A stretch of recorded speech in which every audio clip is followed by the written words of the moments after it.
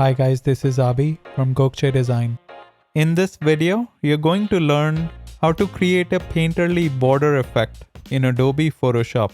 Let's start by duplicating your background layer twice. Next, rename one of the background copy layers border, then right-click and convert to Smart Object so we can apply a filter.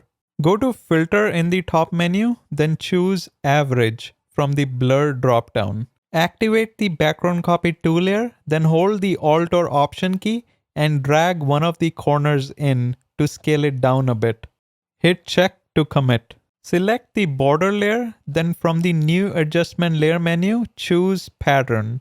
Select Granite from the Artist Surfaces dropdown, then change the scale to 500%. Change the blend mode of this layer to Soft Light.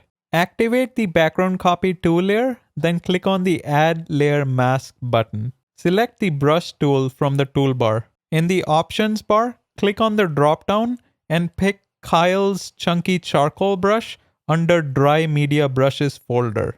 With the foreground color set to black, flow set to 10%, and the layer mask active, slowly paint over the edges of the inside image. Feel free to make multiple passes as per your liking. Next, bring in a curves adjustment layer and bring the curves line up a bit in the highlights area and down a bit in the shadows area to improve the overall contrast. Finally, let's look at the before and after images. Looks good to me. Make sure you like, subscribe, and turn on the notification bell. Until next time.